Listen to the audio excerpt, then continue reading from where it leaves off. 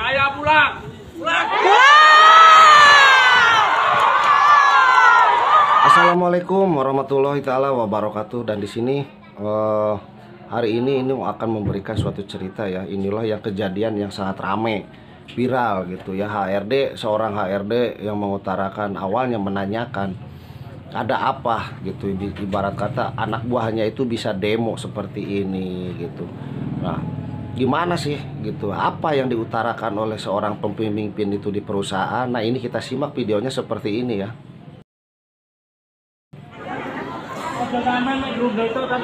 Ngomong ada apa?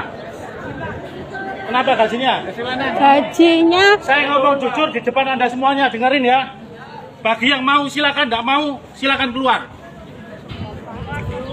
Keluar semua pun tidak apa-apa. Itu kemampuan perusahaan. Saya ngomong ya, yang berprovokasi sampean juga saya tahu orangnya siapa.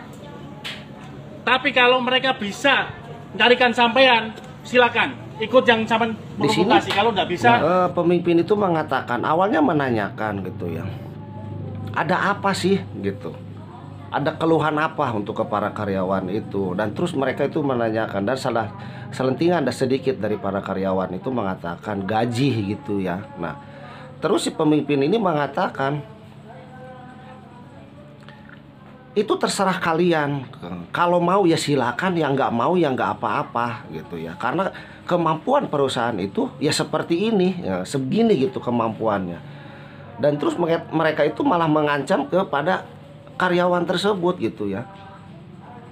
Kalau tuh emang kalian mau bekerja, masih mau bekerja di PT ini ya silakan, enggak juga ya silakan keluar, karena pintu terbuka lebar-lebar katanya ya. Itulah keputusan seorang HRD. Ibaratnya apakah tidak bisa dibicarakan seperti ini ataupun gimana gitu ya. Karena yang dituntut oleh para buruh ataupun pekerja itu ya, mereka itu membutuhkan kesejahteraan gitu ya, dan penjelasan.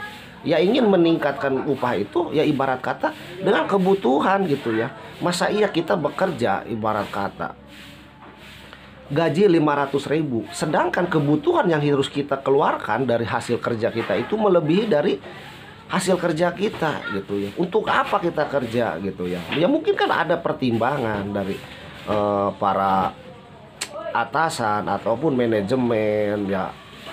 Para karyawan pun akan menghargai dan ibaratnya mengerti kalau seperti ini gitu. Tapi kan tidak harus dengan kata-kata seperti itu gitu ya.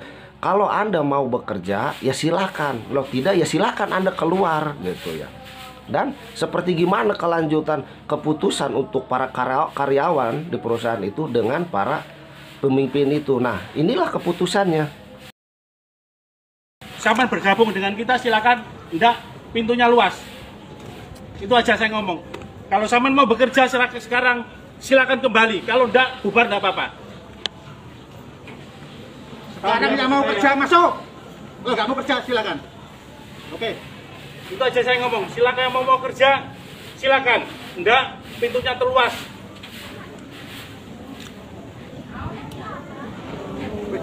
Pengawas, mandor, koordinasi masing-masing. Yang mau silakan, enggak mau silakan keluar. Anak baik, ikut meeting. Nah, di sini atasan itu minta keputusan dari para pekerja ataupun para mandor ataupun para pengawas gitu. Sekarang silakan aja. Kalau tuh emang Anda mau masih mau bekerja di PT ini ya silakan. Kalau enggak ya monggo silakan keluar. Pak Bosi, anak belum suruh balik. Kalau Yang nggak mau tanda tangan keluar masuk. silakan. Kalau mau Nggak kerja mau silakan. keluar. Saya pulang. Pulang. Keluar gitu. Ibarat kata mereka mengatakan hal seperti itu karena kemampuan perusahaan itu seperti ini gitu. Dan mereka juga menginstruksikan terhadap pimpinan, ibaratnya pengawas ataupun mandor gitu ya, silakan Anda koordinasi lagi gitu. Ibaratnya siapa yang mau bekerja, siapa yang mau enggak gitu. Kalau yang mau bekerja silakan urusin gitu ya, tanda tangan siapa yang sanggup ataupun gimana. Dan mereka perhatikan yang baju coklat ini, mereka mengatakan gitu, yang mau masuk silakan masuk, kalau enggak silakan pulang. Nah, mereka mengatakan seperti gitu. Nah, dengan keputusan seperti itu, mungkin para karyawan itu udah merasa kesal ataupun gimana terhadap mereka, terus merasa jengkel gitu ya, karena mungkin mereka itu membela ibarat kata perusahaan, dan mereka tidak sadari bila mana di antara mereka ibaratnya yang sudah tidak bekerja lagi di situ, siapa yang akan menghargai dia gitu ya. Dan untuk sebagai pemimpin HRD ataupun apa gitu ya di suatu perusahaan, sekarang mereka itu jabatan HRD gitu ya di suatu perusahaan. Berarti kan HRD itu mereka memimpin anak buahnya gitu ya, mungkin jadi atas jabatannya itu di atas mandor gitu ya. Dan mungkin mereka itu memiliki anak buah ya mandor, ya pengawas, ya chief ataupun apapun itu namanya yang di bawah naungan mereka. Nah, sekarang dibalikan lagi karyawan. Kalau toh emang nggak ada karyawan, ya mereka mau memimpin siapa? Karena dengan kebijakan mereka itu selalu ya ibarat kata membela perusahaan gitu ya. Karena mereka juga ya mungkin dengan tanda tanya, kalau saya dikeluarin gimana gitu ya, mungkin kita nggak bisa mencari nafkah lagi. Nah, terus dengan berdalih mereka itu membela suatu perusahaan, tapi ujung-ujungnya gitu ya, ujung-ujungnya mereka setelah mendapatkan keputusan dari suatu buruh gitu yang mereka bicarakan, kalau tuh emang kamu nggak mau bekerja silakan keluar, bubar gitu. Dengan lantang seorang buruh mereka mengatakan, entah itu mandor entah pun karyawannya, dengan keputusan yang mereka ambil itu mereka berkata kita pulang gitu. Nah akhirnya semua pada pulang. Nah terus itu nasib untuk HRD, dia mau memimpin siapa? Dan merekrut orang untuk bekerja di suatu perusahaan itu tidak segampang membalikan telapak tangan. Karena apa? Harus memberikan ibaratnya, ini kamu kerja seperti ini dan harus gini gitu kan. Ibaratnya kita mempelajari lagi dari nol gitu. Dan walaupun senior ibaratnya yang pernah kerja di perusahaan yang lain, ibarat kata, terus bekerja lagi di perusahaan ini, belum tentu itu satu perusahaan dengan yang perusahaan yang lain itu kita sama mempekerjakan, tidak, dengan cara kinerjanya juga beda-beda. Jadi ya Inong berharap lah gitu ya untuk para pemimpin di suatu perusahaan yang mempunyai wewenang, janganlah terlalu berpihak terhadap perusahaan. Karena yang Inong alami gitu ya, yang membuat hancur perusahaan dan yang menindas warga kita, negara kita sendiri itu adalah ya bangsa kita sendiri. Orang-orang kita sendiri yang mencari muka di hadapan muka orang lain gitu. Ibaratnya kita kerja di suatu perusahaan Korea ataupun apa gitu di Jepang gitu yang berada di lokasi Indonesia. Tapi karena mereka mempunyai jabatan, mereka itu pengen dipuji, ingin diperpanjang kerja, oh dia tegas, dia apa gitu.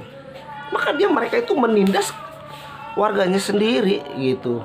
Mentang-mentang dia punya hak dan wewenang gitu. Jadi ya Inong berharap ya untuk para pemimpin yang berada di ini, tolonglah hargai pekerja. Anda tidak akan memimpin kalau tidak ada pekerja gitu ya. Dan kita juga menghargai Anda atasan gitu. Tapi tolonglah bijaksana, mana atasan dan mana ibarat kata anak buah. Karena ya tadi itu yang dibicarakan Inong, atasan tidak mungkin akan menjadi atasan kalau tidak ada bawahan begitu. Cek Sunda teh mah moal mungkin aya rok gitu, lamun ujung-ujung pakai baju gitu kan, baju juga harus ada rok gitu ya, rok jeung baju, celana jeung baju. Namun pakai celana hungkul baju yang disangka naon kan gelo gitu. Namun pakai baju hungkul teu di celana nu burung gitu. Nah, dan terima kasih untuk para sobat yang sudah melihat konten Inong ini, dan Inong mohon dukungannya dengan cara di like, share, comment, and subscribe. Karena subscribe itu gratis, tidak berbayar.